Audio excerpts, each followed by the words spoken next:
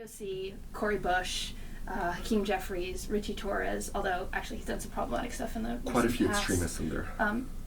Yes, I'm a leftist. I support extreme leftists. Here we go. It's I out. thought you were saying... Welcome to this edition of the Mainstream Media Podcast, hosted here at Raw News, King's College London's student newspaper. Today, we look at the state of play in US politics. We invite back on two of our American partisans to address where the Democrats and Republicans go from here and to debate some of the policy issues of the next 2 years. We're also pleased to be joined by Ishaan Rahman, Raw's editor-in-chief for his Mainstream Media debut. Topics include the upcoming Georgia runoff, the joys of divided government, and how terrible the other party is for the country. I'm Fintan, Hogan, comment editor here at Raw, and we hope you enjoy this episode of Mainstream Media. Fintan, let me avoid the question. Let me avoid the question. Their best politician is a previous president. New blood, which mainly looks like Ed Miliband. Know that doing nothing gets nothing done. Your paleo-conservative prophet. Are they suffragettes, or are they making people suffer? Fade away into neoliberal nothingness. Frankly, there's a good chance that he's going to be kicked out of the House of Commons. Way back on the gravy train. That's not going to happen. They are actively trying to undermine the Democratic decision that was made in 2020. Welcome back to another episode on US politics. Our last one was released on the 12th of November and was entitled Midterm Madness. Back on the podcast we have Patrick and Maggie. Would you guys mind introducing yourselves again? Hi there, I'm Maggie. It's great to be here. Hi, I'm Patrick, and thanks for having me back. Perfect. And we also are joined, as I said in the introduction, by Ishaan. Hi everyone, I'm Ishaan. It's nice to be on the podcast. Yeah, thank you guys for coming on. So just to lay out how the chips fell in the end, the Senate is now split 50 to 49 with the Democrats retaining control. The last seat is being contested in a runoff vote in Georgia, which will be on the 6th of December. Republicans did, however, take the House and are currently 2 seats over the majority. So there's a very thin blue majority in the Senate and a very thin red majority in the House. It did look, when we last discussed the issue, that the Georgia runoff, which we will be discussing today, might decide who takes the Senate. However, both Arizona and Nevada fell for the Democratic candidate, so it's no longer the case that Georgia will decide who controls the Senate. However, despite our prediction as well, Trump did decide to declare his candidacy for the 2024 Republican nomination earlier than we thought. On our last episode, Patrick maybe suggested that he might put it off until after the Georgia runoff, but he's chosen to bring it forward. Last time, in early 2021, the Republican losing in Georgia was credited largely to Trump's presence. Will this happen again, Patrick?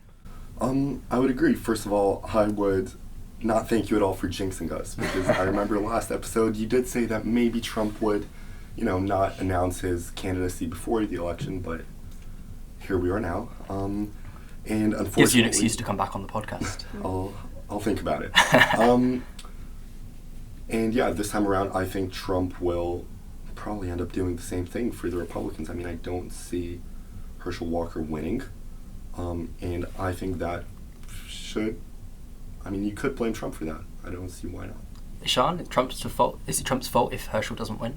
I think he certainly is partly to blame, but more because he chose Herschel Walker as a candidate rather than, or endorsed Herschel Walker as a candidate rather than the fact that he'd be president in Georgia. I think if you look back to the runoff in 2021, he was so present on the campaign, and I think he brought down Republican candidates with him. I think it's a bit different this time. I actually think Herschel Walker is just such a poor candidate, and there have been terrible candidates from the GOP. What makes him a poor candidate? Just look at his verbal skills. Yeah. There was this clip of him recently talking about vampires or something like that, rambling. I thought it was actually a joke when I saw it. Sorry. If I could jump onto that, if you're really going to criticize Herschel Walker for verbal skills, I would consider just looking at Joe Biden and John Fetterman for just a couple seconds, if you're really going to John Fetterman, I absolutely agree with you on. I would have backed his primary opponent, Conor Lamb. So Patrick, is Herschel Walker a good candidate then? In my opinion, there are many better candidates than Herschel Walker. I think that, especially for a state like Georgia, which I remember Mateo in the last episode was saying how now Georgia is this kind of swing state, it's not Florida anymore. Mm-hmm. I think that the Republicans really need to focus on these states and, really try and find the best candidates which appeal to the people, and Herschel Walker's not one of them. Maggie, the former NFL star, why is he not the oratory skill master that the Republicans needed here? It's a great question because, historically, membership in the NFL was predicated on a rigorous oral examination. These are the brightest minds in the country. I sort of admire his confidence and optimism, especially trusting the news media to not disclose the fact that he had, in fact, more children than he originally would like us to believe. No, I think Herschel Walker is an utterly rubbish candidate with obviously no experience, which you certainly cannot say about Fetterman or Biden. And I also agree with Ishaan's point that Donald Trump has been conspicuously absent from the campaign trail in this runoff election as opposed to last time, which I think is a very conscious decision by the Walker campaign as well. What would it mean, any of you guys, for Trump if Walker does lose, as we kind of all probably expect, maybe 70-30, that he's probably more likely to lose than not? What would it mean for Trump if his candidate loses again? I think it's not looking good for him. Trump has already suffered immensely in these midterms, lost even more support from the left, or sorry, not support, but it's been heavily criticized even more than before from the left, and he's lost a lot of support from the right, from the GOP. So with Herschel Walker probably losing as we're predicting as of now on Tuesday, it's really not looking good for Trump. Is this really going to dent his chances, though, Ishaan? I mean, he's got some would say, a slavishly devoted Republican Party behind him. Is it really going to matter if he backs one more losing candidate? I think when it comes to Herschel Walker specifically, I guess the answer could be no. I mean, so many of his endorsed candidates have lost already in November that Herschel Walker losing is kind of just the nail on the coffin rather than a kind of additional loss for him. But I think where Herschel Walker does matter is that Trump not only endorsed him, but actually pushed out basically any other competitors in that primary. So I think early on, I'm trying to remember who, well, actually the former senator in that seat, Kelly Loeffler, and then also I think David Perdue, who ended up running for governor and failing. They were both interested in the seat. I frankly think even though they're not particularly good candidates, they both lost in the last round. They both lost in the last one, but considering that Warnock only topped Walker, who I think is pretty, as we were all saying, pretty abysmal candidate by 1 point, I think you could have had any kind of semi-decent GOP candidate probably could have at least come up on top, if not won outright in November. And you can see that by the fact that I think every other, correct me if I'm wrong, I'm pretty sure every other Republican in Georgia, statewide Republican in Georgia, won their race. Kemp won, the Secretary of State won, Attorney General. I'm pretty sure they all won. So. Yeah, what Ishaan's referring to as, I know that the vote that we've been talking about is on December 6th, but Warnock has already beaten Walker already, because in the way that Georgian law works is that unless one candidate gets a majority of the votes, then they do not take the seat. What happened was that the Libertarian candidate won 2%, which left the Democratic candidate Warnock on 49% and Walcott on about 48%, but that doesn't quite round, but you know what I mean. But really, we're all talking here about this thing, but does it even really matter for the country? It doesn't. Whoever wins is not going to shift the balance of power in Congress, is it, Maggie? I think that the loss of Warnock for the Democratic Party would be a serious blow. I think he's a really promising speaker and a fantastic fundraiser. I think it's true that he, in fact, I looked this up recently, has raised the most amount of money of any Democratic Senate candidate this cycle. So I think that Warnock's a really strong figure in the party, a rising star. I think also his legislative work in the Senate has been quite impressive. He's been quite bipartisan and sort of hitting the ground running even in the limited amount of time that he has. And I think also, obviously, we're looking at a lot of gridlock in the House and the Senate, but any sort of bipartisanship that we can achieve with the Republican House would be aided, I think, by a greater Democratic majority on the Senate, so we have more negotiating room. Yeah. Well, can we read anything into these results, though? Because people the term sometimes brought about is voting fatigue. So Georgians were asked to vote in 2020, they were asked to vote in 2021, and this is the second time they're being asked to vote in 2022. Can we read anything into these results, Ishaan, maybe? Because if people don't really turn out because they don't really care, because it doesn't swing the balance of power, does it matter if Herschel wins? I think in terms of how the Senate functions, it does matter who wins, because I believe if Democrats have a real majority, a 51-49 majority, which it would be if Warnock won, then they would actually have majority control of every committee in the Senate, whilst right now they don't. As in, if they want a 50-50 Senate, they wouldn't actually have majority control of the committees. And then, I don't want to jump ahead, but if we are looking forward to 2024, having where Democrats are mostly playing defense in the Senate, having a 51st seat would give them a bit of a cushion in the sense that they can afford to lose one seat and still keep control. That's because every 2 years in the election cycle, a third of the Senate seats are up for grabs, and mostly of the third that's up for grabs, they're mostly Democratic seats, which is why Ishaan's talking about playing defensive. Sorry, carry on. Exactly. And again, so I think in terms of, for the country, would they notice a big difference if Warnock won versus Walker? Probably not, because again, like we were saying, the next 2 years are probably going to be marked by mostly gridlock, and so it doesn't matter a huge amount whether it's a 50-50 majority versus 51-49 majority. But I think if you're talking about just how Washington functions, and also looking to 2024, it is actually a fairly big deal. Yeah, we're expecting gridlock, all of us, but there's been a fair bit of gridlock in the last 2 years as well. Patrick, we were talking before off air about Manchin and Sinema, two US senators who you are largely in support of. What have they done in the last 2 years that's won your praises? Well, I would say particularly Manchin I'm quite fond of. I would assume Maggie, well, particularly Maggie, you're not so fond of him, but what I do like about him is that he is not scared to go off party lines. He is not scared to act against the president who's, the leader of the Democrat Party, Manchin being quite a conservative Democrat and senator of West Virginia. So that's one thing I really admire about him. He's not scared to go against, people higher up in the party. He is not scared to put his name out there and, be at risk of so much unpopularity from the party for the good of his own state, which is what he's always said. He's doing all of this. He's going against Joe Biden, against other Democrat members for the good of a state, which is what a senator is meant to do, put the state first. Yeah, so for the last 2 years, he's largely been accredited with holding up many of Biden's legislative proposals, scaling down things like the Inflation Reduction Act, because he thinks that if he is signing on to a large package, he's going to get punished for that in the next time his seat is up for election. Maggie, you talked about bipartisanship before. Haven't really they been an asset for American democracy? They've been a bulwark to the right of the Republican Party that stopped them slipping too far to the left. Well, first, I'd like to respond to Patrick's comment. I don't think that Joe Manchin has any courage. I think that he is bought out by the oil industry, and that's why he's held up so many of the Democrats' legislative agenda.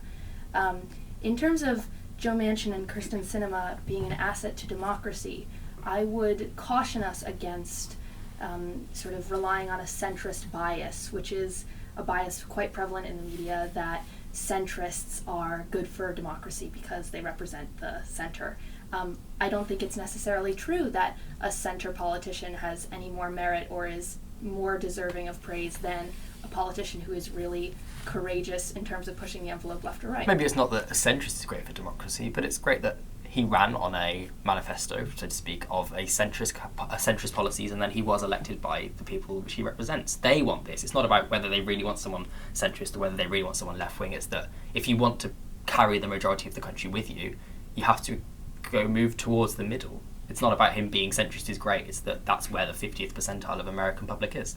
I don't think that you can make any meaningful statements about the people choosing American representatives because of the influence of dark money in American politics. I think that if you want to talk about Joe Manchin's mandate, you first have to account for the effect that his massive war chest and funds from oil and gas companies give him in any election. I mean, Paula Jean Swearingen, his primary contender in the 2018?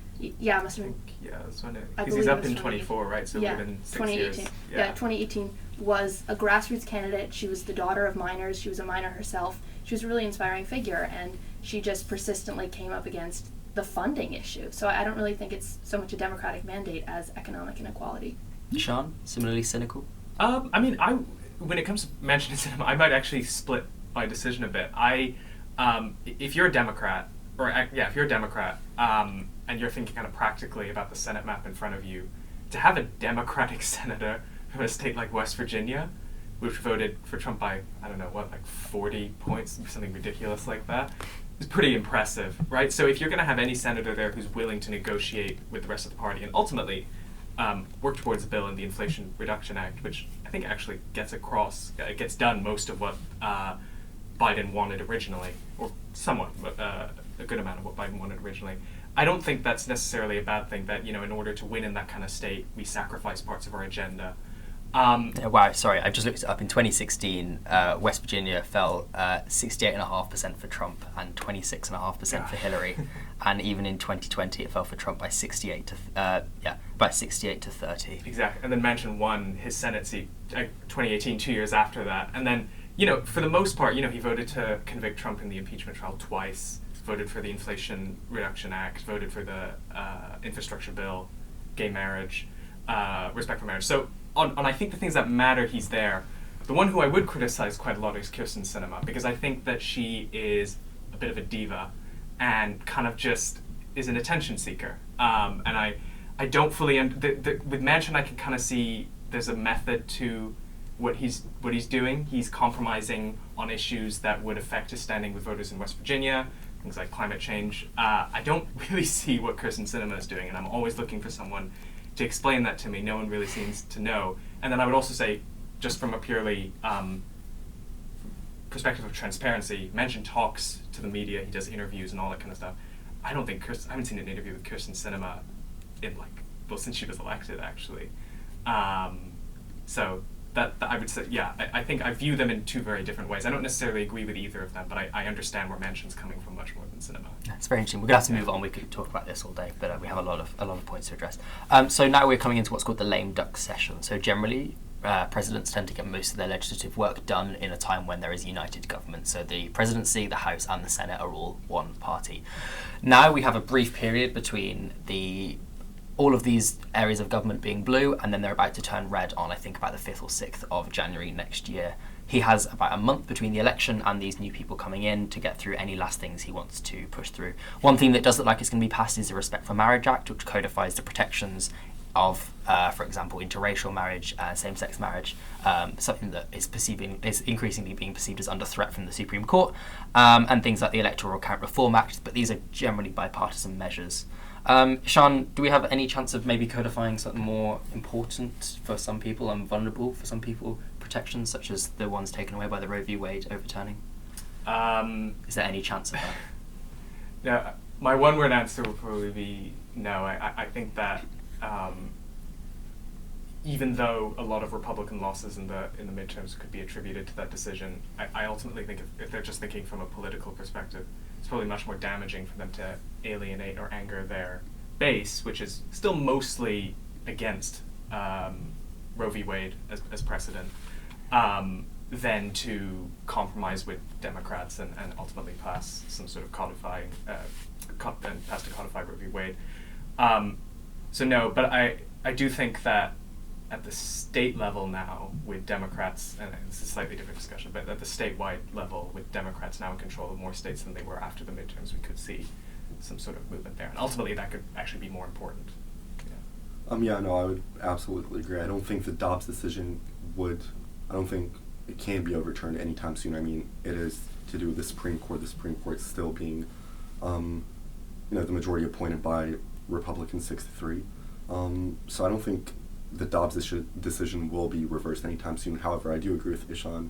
The more Democrat or even moderate Republicans, leading states, the more abortion centers there will be, because ultimately it is a federalized decision, right? The Dobbs case, it let every single state act for itself and decide, state for state, whether they will support abortion laws or not. And we've seen many Democrats win now. So I think that will be an achievement for the pro-choice movement. Maggie, does maybe you would argue that Biden has a moral obligation to do everything he can before he loses these majorities to try and codify some of these protections that American women have enjoyed for over half a century? Sure. So the unique thing with the Dobbs decision is that there are two versions of a bill that codifies Roe in the Senate at the moment. One of them is obviously the Women's Health Protection Act, which is written by Democrats. It was passed in the House twice this summer, and it legalizes abortion nationwide in virtually every instance, I think up to the third trimester. And that's got very strong Democratic support. As you would imagine, a total absence of Republican support. There's a second bill that was written by Susan Collins and Lisa Murkowski. Yeah. Murkowski. which literally legalizes the ruling of Roe v. Wade. But Democrats don't like that because it says what Roe v. Wade says, which is that the government can place restrictions on abortion, but only to a reasonable extent, and to an extent that which they don't interfere with women's right to choose. So Democrats are wary, of course, of that legal terminology, of that allowance for interference, so they're not likely to pass the Republican-led version of the bill. And in fact, because Murkowski and Collins are centrist Republicans. Exactly right, and there's not even Pro-choice. and there's not even widespread Republican support for even such a limited, obviously, reform. So I think there's no chance of codifying Dobbs. No. What should he do? Should he back the Republican draft of it? I don't think that there's any sort of strategic value in that because, again, Murkowski and Collins don't have even the Republican coalition to pass such a bill in the Senate. So there's no chance of it? Nah. What would you do if you were in Biden's position now then? What would you spend these last few weeks on? I mean, obviously there are activists who have been pushing for federal land in states to be opened up for abortion centers, looking into the legality of that. I think the legality of that is pretty tenuous. I don't know that there's anything substantial that Biden can do. Really. On any issue, not just this one. Gosh, What's one thing that he's not done in the last 2 years that you take the opportunity to try to do? Give a fully coherent speech. Yeah, well, he is we trying. won't mind that. Gosh, I don't know. Has it been a successful 2 years then?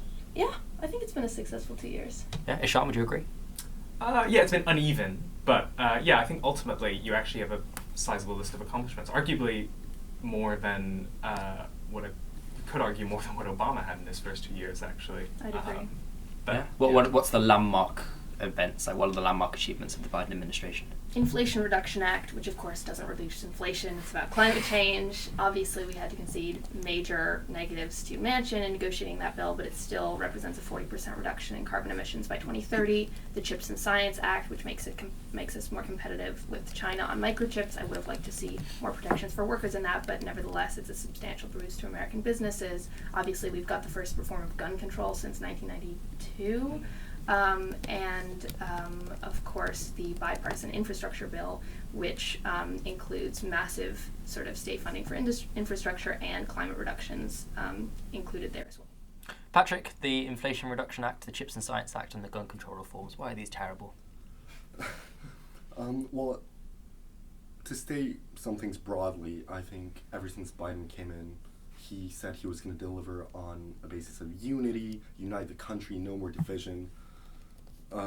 Recover from the recession that occurred as a result of the pandemic, fight different foreign policy issues.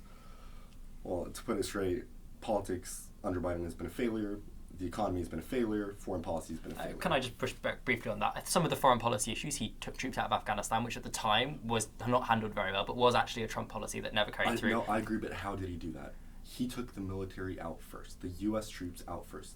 You can ask a 10-year-old how to do it, and the 10-year-old will tell you the last thing you do is you take the military out of there. Okay. Either way, the foreign policy point, which is something that Trump would do, it executed poorly, but the policy goal is probably one that you would probably have shared at the start of it. The timeline of the withdrawal with was negotiated by Trump as well, actually. So if you're arguing about the order in which they took the troops out. And the infrastructure bill was bipartisan, and the American economy has recovered at a faster rate than most other equivalent ones, including the EU and including China. Yeah. And inflation is a global problem. Inflation is a global problem, which is far lower in the US, including Biden has done things that were pretty popular on the right, including releasing gas reserves in order to slow inflation and stuff. I mean, he's been a pretty moderate president now. And very hawkish on China, I'd like to add, which you should prove. I'd also note, actually, that... go ahead. 3 of the 4 legislative accomplishments that you listed were bipartisan. And in fact, you've had the most bipartisan legislation probably in any first term. Well, Trump, I can't think of... Second term, there was a few things, but first... Oh, sorry, not second term. Second 2 years, there were a few things, but first 2 years, not really. Biden, first 2 years, you have already infrastructure, chips and science, respect for marriage, probably missing a few things. Yeah, I do want to give Patrick a chance to push back on some of these. So, of course, the way that Afghanistan was handled left a lot of vulnerable people still in the country, and that's obviously horrible. But as a foreign policy goal in the end, it was probably something that both parties were on track to approving. Why was the Inflation Reduction Act a bad move? Again, I think you may say that all these policies were bipartisan in the end because both Republicans and Democrats agreed to vote on them.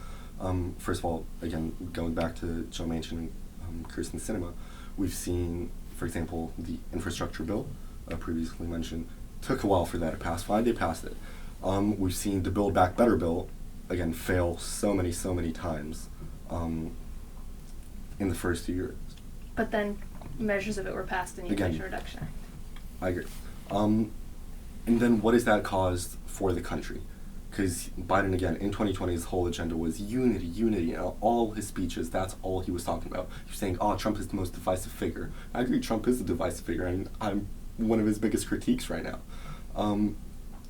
But the country is more disunited than it's been under Trump right now, over so many issues, economic, political, social issues. Can you specify that? Like, name an issue. Abortion. But isn't that because of what Democrats did in overturning Roe v. Wade? Republicans did. Republicans did. But the country's divided right now. But that wasn't a Biden. That wasn't a Biden decision. I mean, I think the kind of what you're kind of saying is it's almost like Biden's in a house, and then you're blaming an arsonist for setting the house on fire. You're blaming Biden for an arsonist setting the house on fire, or something like that. Yeah, inflation wasn't Biden's fault. No, I'm blaming Biden for saying something and not doing the thing that he's saying. Okay, what should he have done? You could argue there's an attempt to do it, at least, right, with the bipartisan legislation, and the fact that he's a much more mild-mannered president than, much more mild-mannered president because he doesn't tweet a couple of rude things. I agree. Well, what should he have done then, Patrick? Sorry? What should he have done? Which of these measures should he maybe have compromised more on, and how should he have done so? I think he should have taken more conservative Democrats into account. For example, Joe Manchin. He got them on board. He did, but again, he didn't compromise that much. Let's let Patrick speak. It's okay. It's a debate for a reason. I think that he really tried to kind of get, for example, the infrastructure bill or Build Back Better Act in the first year and a half.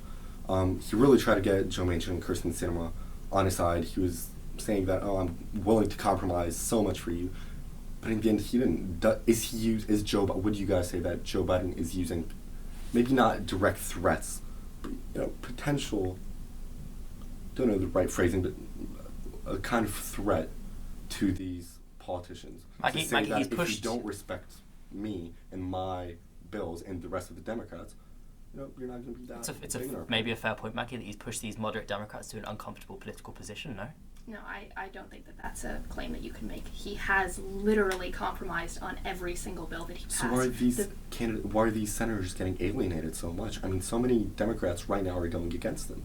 Why? Which senators are getting alienated? Joe Manchin. Manchin has gotten everything he wanted in the Inflation Reduction Act. But again, he's getting he's getting, people are looking at Manchin saying, he's a traitor because yes, he's not he sold out to oil and gas. Of for course, the good of his state, because West Virginia, no, as we know, the whole sold East out Coast. To oil and gas. For the good of his state, just like in Pennsylvania, you'll need it. Just like in West Virginia, give Patrick 5 more seconds, and then Maggie comes. Maggie. What do West Virginians care about the fact that Joe Manchin wanted it stipulated in the Inflation Reduction Act that we destroy the climate in Alaska? Please let Maggie.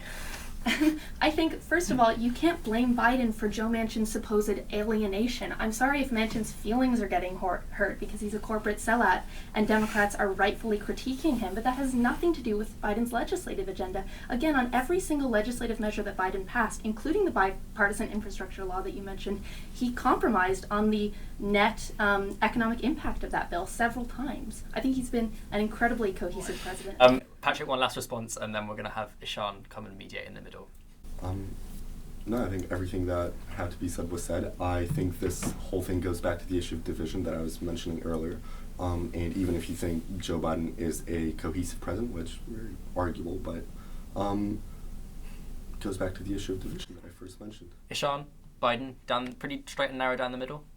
Yeah, I mean, just first of all, with regards to his attitudes towards Manchin, I don't think Joe Biden has it in him to threaten a single senator in the Democratic caucus. Maybe if you go back 30 years ago, but we were just talking about how his kind of aging during the last, in the last 2 years, I think especially. But no, I would generally say that within the Democratic caucus and within Washington, I don't really get the sense, save maybe for AOC and Bernie Sanders. Actually, even Bernie Sanders negotiated with Manchin at one point, but yeah. I don't think Manchin has really been alienated within the caucus. Among the kind of base, the activist base of the party, you could definitely make an argument, I think, that there's a lot of animosity towards him, arguably more than towards several Republicans. Yeah, I'd probably, and I think that Biden has made symbolic moves to try and get Manchin on board. I think he was there at the signings of some of the bills and even symbolically gave him the pen on some of these. So I understand that Patrick said that he's governed to the left of these people, but I think he's made an effort to bring them into the big tent, is where I would fall on this.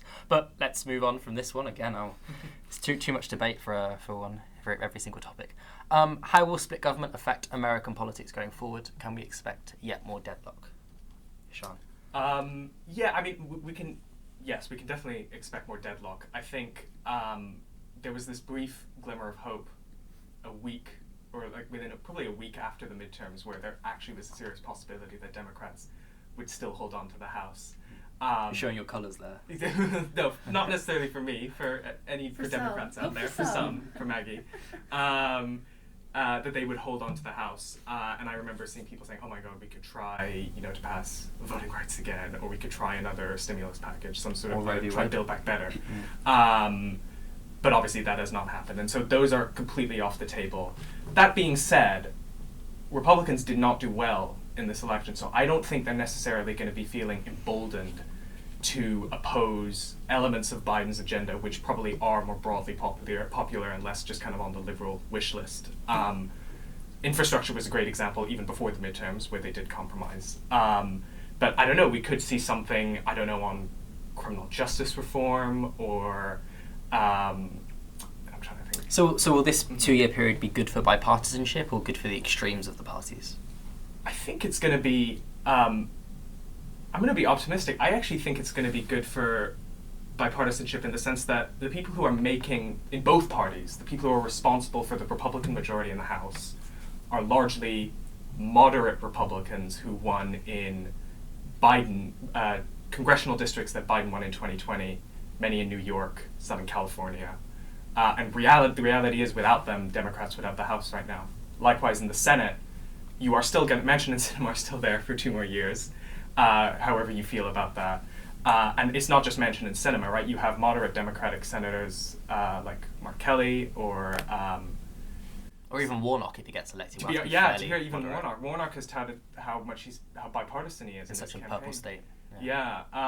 So moderates are still going to be calling the shots, I think, in both parties. Now again, within the GOP, it's a little bit different because their House majority is so small. You could equally have the extreme kind of Marjorie Taylor Greene's, Lauren Boebert's calling the shots as well. But I think they are going to be a far less organized and far less cohesive part of the caucus than the moderates. Maggie, similarly optimistic about the future of a glorious bipartisan sunshine over America? No, I think that bipartisanship is a myth that gets sold to purple states to get them to vote. I think that it's going to be a real test of Biden's leadership because, and I will sort of criticize myself here, as much as we want to praise him for the legislative accomplishments of the past 2 years, the real deal makers, it's arguable, were Chuck Schumer and Nancy Pelosi. So I think in the absence of these legislative accomplishments, it's going to turn to the alphabet soup agencies, to trade deals, etc. And I think Biden is going to have to be a much more inspiring leader in order to make the country feel like it's worth keeping him around for another 4 years. Can he be? Patrick, can he be? Can Biden be this inspiring leader to bring the country together? Can he start threatening people? Can he start threatening people? No, and no. I mean, thanks, Maggie, for reminding me that Nancy Pelosi now is out after some very long years. Mm-hmm. I'm personally very happy about that. I'm assuming you would disagree. But no, I do not think that Biden has it in him to be a leader. I mean, the first 2 years of his presidential mandate, just like many other presidents, when you have a majority in the first 2 years, you don't really have to be that big leader, do much, because you have so many people behind you, have your administration, and I do genuinely think that in the next 2 years, Biden won't be a leader, and if somehow he actually starts performing, it's not going to be him, but it's going to be the people behind him in the administration that are telling him what to do, just like they've been doing for the past 2 years. Okay, well then who will seize his opportunity in the next 2 years and be the leader of both parties? Like, who can you see assuming Democratic leadership, and who would you hope assumes Republican leadership? Anyone? I think I'll just briefly, we have a new Democratic leader, Hakeem Jeffries, in Congress. I think he could definitely be the kind of de facto Democratic leader. Chuck Schumer's still there in the Senate as well, and for all the criticism, I actually think he's done a good job holding the Senate caucus together. Agreed. So I think for Democrats it's actually pretty straightforward. For Republicans, we'll have to wait and see what happens with the kind of speaker vote in the House, because obviously there's actually now a number of Republicans who said they won't vote for the GOP leader, Kevin McCarthy. And in that circumstance, we don't know what happens because he's now under 218 for support. So Maggie, will the Republicans use? Well, we know they're probably going to use the chance of the majority in the House to launch a series of investigations into things around Biden, into his handling of different affairs, and of Hunter Biden, his son. Can we expect this to just elevate the voices of people like Marjorie Taylor Greene and Lauren Boebert, as Ishaan suggested? Sure. Is this a platform for them? Yeah, I think gridlock and conflict and sort of civic fatigue with the ineffectiveness of a government is always a good opportunity for extremists. I'd also, I'd like to mirror your point about Hakeem Jeffries becoming the highest ranked ever black congressional leader. I think that's really sort of marvelous, and hopefully he'll be an impressive voice and sort of strong Democratic leader in the next 2 years as well. Patrick, would you celebrate the chance for some of these maybe more extreme voices Maggie is predicted to be take centre stage? I've never been a fan of extremism, to be honest with you, on either side of the aisle. Don't like left-wing extremism, don't like right-wing extremism. Of course, it will happen. There will be extremists in both parties. It's inevitable. I wouldn't celebrate it. I wouldn't go that far. I would say that I sure do hope that they do understand the meaning of bipartisanship. I do hope that they know what compromising is. And I sure do hope that they put the country first before them, unlike others. So Ishaan, maybe there's a bit more optimism than I had expected in this podcast. How much distance really is there between the two parties, at least the moderate bodies of the two parties now? Yeah, I mean, I think, as I was saying before, the people who actually made the majority, the moderate Republicans who gave them the House and the moderate Democrats or somewhat moderate Democrats who've given them the Senate, I do think that there's a lot of common ground there. And I think with regards to the investigations that we were talking about, I don't think there's going to be a whole lot of willingness for Republicans, especially Republicans in marginal or Biden seats, to take part in those investigations. And ultimately, you're going to end up with an investigation led by Marjorie Taylor Greene, Lauren Boebert, which is going to have absolutely zero credibility. And so, except maybe for a small section of the Republican base. So I think that will probably be, those investigations are going to be a distraction maybe for 2 years. By the way, if they go ahead, it's not certain yet, but if they go ahead, I think they'll be a distraction. But I think because you have some Democrats in Trump constituencies and some Republicans in Biden constituencies, you will see a willingness to get something done together. Wouldn't that, if you're saying that these investigations, if they do go ahead, they'd be, a bit of a distraction to the Democrat or to politics in general, isn't that a bit hypocritical? Because in Trump's third and fourth year after the midterms, there were so many investigations to impeachments. Yeah. Wouldn't it be Russiagate? Sorry? Russiagate. Well, that was an FBI investigation. Wouldn't it, agreed, but regardless, wouldn't you say that there is a need for the security of American politics, for the security of the country in general? Don't you think that people would feel more relaxed and safer if they knew that the people in charge, i.e. the president in this case, or president's administration, president's family, aren't actually corrupt criminals? Don't you think that's better for the people to know? So are you arguing that these investigations are a good thing?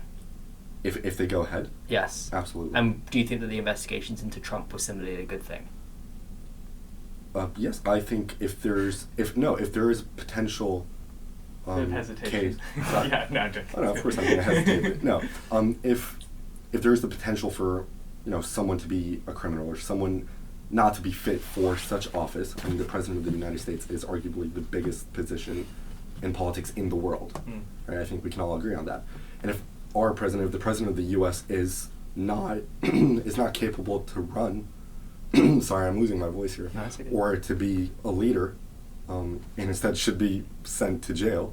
I'm not saying Biden should, but hypothetically, then I do think that investigations are good for anyone. These investigations both good for both sides, Maggie? Patrick, can I ask specifically what you would like investigated about Biden or his family? Well, Finn brought up I think Hunter Biden has been a problem for many, many years, before Biden was even president, since I think Obama's first term as President, Biden as vice president. Yeah, these are allegations of corruption of Biden's son, Hunter, is working with, I think, oil companies in Ukraine, and there's suggestions that this is leading to backroom deals. And as a matter of fact, you're mentioning earlier how strong Biden's stance on China was, and I was going to mention maybe publicly that's what it seems like.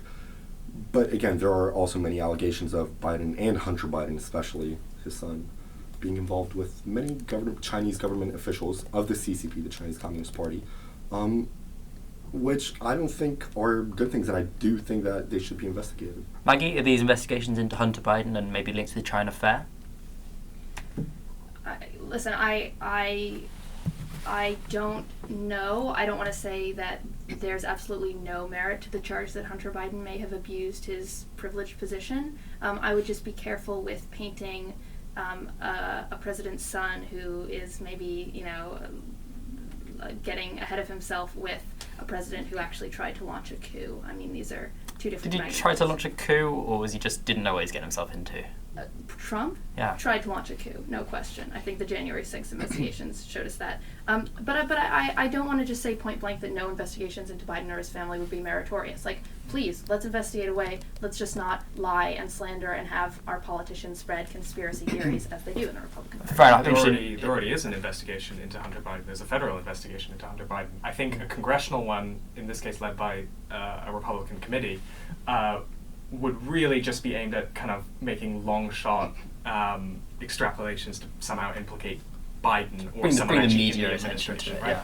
Hunter is not part of the Biden administration, not even close. So absolutely there should be, because I mean, he's a sketchy guy, Hunter Biden. So there should be definitely investigations into that, and those are already happening. But I don't really see the need, and I don't actually think a lot of Republican congressmen and congresswomen see the need for a congressional investigation. Okay, I don't want to dwell on it much longer, but interesting that Maggie said called it a coup. January 6th is obviously was the riot and breaking up the Capitol building when they were trying to certify the election votes in early 2021. Yeah.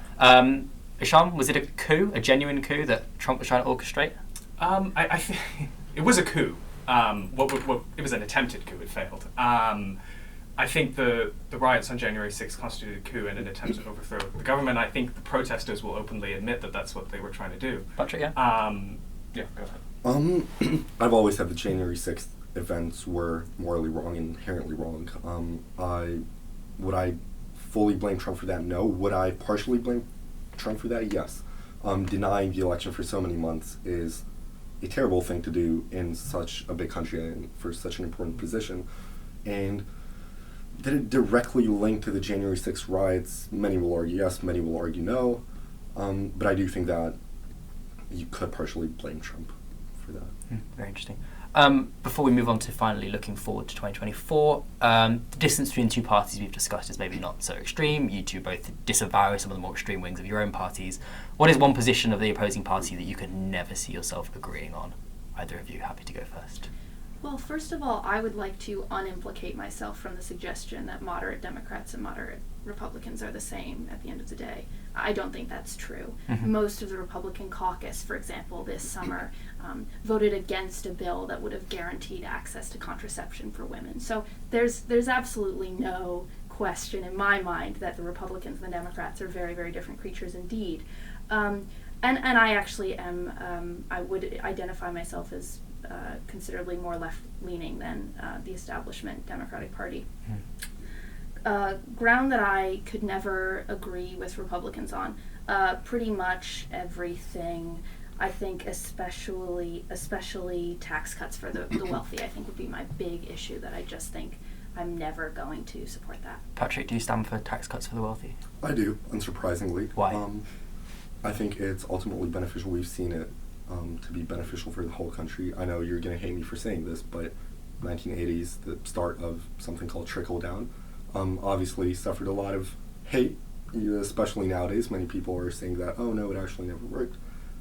Objectively and on paper, it did work, and I'm sure Maggie would disagree with that, but then what's one position you could never concede to the Democrats? Well, again, just like Maggie said, not economics, economics. Probably the vast majority, but the thing that kind of stops me from voting blue in the near and future, especially, is that I don't see any viable candidates. I don't see any, Democrat candidates stepping up, becoming leader. Matter of fact, if you asked me to name you 5 potential presidential candidates, I wouldn't be able to tell you. I would probably say Joe Biden, obviously. We'll get to this in a bit. But you just don't think there's any positive leadership? No. Okay, Maggie, positive leadership in the Democratic Party. Democratic Any Party. inspiring figures? I know this is gonna. Well, first of all, the average wage of the American worker has gone down in the past 40 years. But anyway, AOC, Cory Bush, Hakeem Jeffries, Richie Torres. Although actually he's done some problematic stuff in the Quite a few past. extremists in there. Yes, I'm a leftist. I support extreme leftists. Here we go. It's I out. thought you were saying earlier that extremism isn't a good thing, actually. I don't think she called I herself did an not say extremist. that. I didn't say that. Pramila Jayapal, obviously leader of the Democratic progressives in the House. Raul Grijalva, the congressman I worked for. Salud Carvajal, shout out. Yeah. So, sorry, Patrick brought up an interesting point. Just final thing before we move on. Is extremism a good thing, or is it just politically untenable? Patrick? No, sorry, Maggie. Oh, I don't think that it is either inherently good or bad. Okay, interesting, but viable. Like, viable in what sense? If Bernie Sanders had been elected in 2020, exactly the same as Joe Biden, he wouldn't have got anything past Sinema and Manchin. Correct? No, I disagree, because again, I think that the actual content of the bills that were passed over the past 2 years was negotiated by the House and Senate. Not the president. So what effect would they have if you elected a more left-wing president? It still goes through the House and Senate. What's the window? What's the Overton window? Shifting the Overton window. Perfect. Cool. Okay, good point. Right, we'll move on to our last topic for the day and the 2024 primaries. I was going to ask, actually, Patrick to characterise the Democrats' field and Maggie to characterise the Republicans' field. But based on Patrick's response to the last question of an absence of any positive leadership in the Democratic Party, I might flip that around now. Maggie, would you please describe the unimpressive, boring field that Patrick says has no chance? Who are the people likely to run in 2024? Start with Biden. Obviously, we don't know if he's going to run or not. If he doesn't, who might step up to the plate? Sure. And actually, first of all, I would agree with Patrick that I share his dismay at no 45-year-old, middle-of-the-road to left Democratic person to run for president in 2024. I would love if that existed, but it does not. I think Biden will run again because I don't think that he sees anyone else as viable. I think that in the event that Biden runs, the members of his sort of administration would not necessarily run against him. In fact, I think that would be unlikely. Perhaps, I know she's as old as hell, but so's Biden. Elizabeth Warren? I don't know.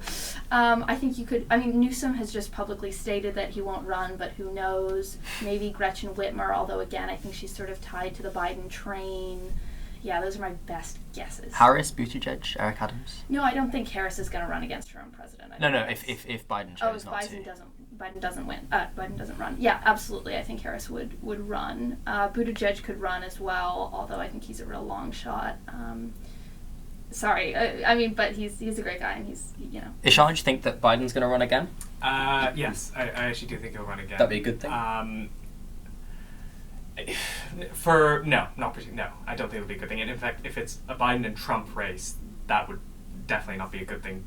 Both because I don't think we want to see a repeat of 2020, and then also because you have 80, or Trump is almost 80, Biden is going to be over 80-year-olds running for president. We need on both sides. You need new blood. I actually think Gretchen Whitmer would be a great candidate for Democrats. Again, I don't think she would run just because she's just been reelected as governor, but possibly down the road, I think there's a lot of great Gretchen Whitmer, Josh Shapiro, a lot of great Democratic candidates in the governors. Who are governors. So you tend to think that Biden will run again. Trump has declared his run again. Patrick, who's going to fill out the field next to him? Next to Biden or Trump? Next to Trump. Next to Trump. I think the obvious answer is Ron DeSantis. Whether he's going to be nominated or not, I'm not sure. As it stands right now, I would say no. Just because, although Trump has lost quite a lot of popularity. So you think Trump is currently the favorite? Yeah. As of now, definitely. He does still have the majority vote in the Republican Party. He's still the most popular person. Having said that, DeSantis is coming up He has been the most popular figure in American politics for the past couple of years. He did just win a landslide in Florida, him and Marco Rubio, both Republicans. And, I mean, I would personally love to see DeSantis be the nominee. If he is the nominee, I can't see a Democrat winning in 2024, just because he is so overly popular and a great leader, and because he's so young. He's 44 now. He'll be 46 in 2 years. Yeah, if you want to hear more about Ron DeSantis, please listen to our last podcast where we discussed him in more depth. But Maggie, Patrick's right. You wanted this 45-year-old candidate of the kind of like slightly like kind of more extreme side of the party, and the Republicans have that. Could anyone beat DeSantis if he does run in 2024? You know, you're right. If only the Democratic Party had DeSantis. Yeah. Right. Maybe I should switch. I don't know. Or a mirror of DeSantis. Yeah. I recommend. Thank you. Yeah, no, I should try it You out. should. It's a nice life, I'm sure. I'm sorry, Fintan. What was your original question? Could anyone beat DeSantis? Could anyone beat DeSantis? Maybe Biden. You know, again, I despair for the national profile of people like Whitmer. So I might also have to resign myself to potentially looking at a Republican administration come 2024. Ishaan? It's an unpopular opinion. I actually do think Biden could beat DeSantis. In fact, I might even think he has a better chance of beating DeSantis than Trump. Wow. I think because if DeSantis wins the nomination, I do think you're going to get not necessarily a majority, but a significant minority of Republican voters who either sit out the election because they think that DeSantis cheated out Trump, or ultimately vote for a Democrat out of pure spite. I think the former is probably more likely. But I think DeSantis would have trouble uniting the GOP base after a brutal primary with Trump. Whilst if Trump beat DeSantis narrowly, I think most DeSantis voters would just line up behind Trump anyway. Yeah, that's I hadn't even thought of that as a good. Patrick, do you think that surely that would really hinder him if Trump spends 2 years slamming DeSantis and then loses out to He already started. in the same way as he kind of brought about his downfall in Georgia that we were talking about at the start by saying don't vote is wasted, whatever. If he says DeSantis would be a terrible candidate, spends 2 years slamming him with his like bombastic style, would anyone line up to vote for him after that? I think this is a problem of dignity. Trump, if he does do that, I mean, he already started slamming DeSantis right before the midterms, which is a ridiculous move. I mean, come on, you're basically the leader of the GOP. DeSantis is... the only reason he's doing this is because he's threatened. That's why Trump launched his new campaign over 700 days before the next election, which is unprecedented. 700 days of joy. Oh, sure thing. Rom-com coming to you. Which again is a blessing and a curse. Trump is trying to do this to kind of clear out of the field. He's launching his campaign so early to kind of scare off different Republican candidates. Will this scare off DeSantis? No. DeSantis is strong. He knows that. He knows how popular he is.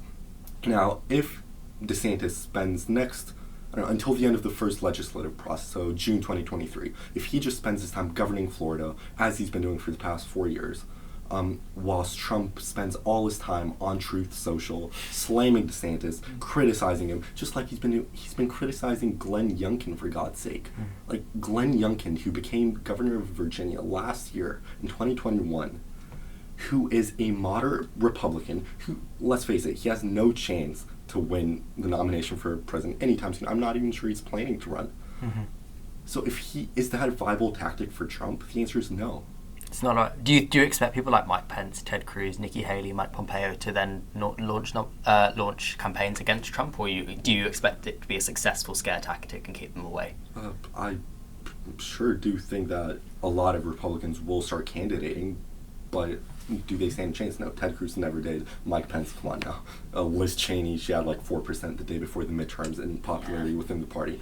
They stand no chance. It's between Trump and DeSantis. Everyone knows that, and I think that the president in 2024 will be the nominee for the Republicans. And I would disagree with Ishaan just very quickly.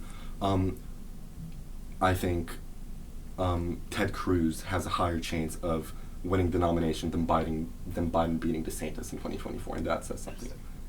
I would actually point, I agree. I think ultimately when we're talking about 2024 GOP nominee, it's going to be either Trump or DeSantis. But where those other candidates you mentioned and several more do matter is whether they split the anti-Trump, or not anti-Trump, but not Trump vote. So if you have kind of like 40% of the party that backs Trump and then the rest of the other 60 is split between DeSantis, Cruz, Haley, Josh whoever. Hawley. Exactly. Then Trump will win the nomination. He only won the nomination with I forgot what percentage of the vote he won in 2016. 30. We're in 2020. I think he had 30-something%. Exactly. That's so enough to win. Yeah, exactly. So if that happens again, he'd be the nominee. If it's Trump versus DeSantis 1-on-1, then we could start talking about, potentially DeSantis taking. Yeah. So between the three of you, who do you think is more likely to be in the White House in 2025, Trump or Biden? Patrick? Trump. Biden. Biden. Interesting. Thank you guys for coming on, and we hope you've enjoyed the podcast. Thank you. Thank you. Thank you.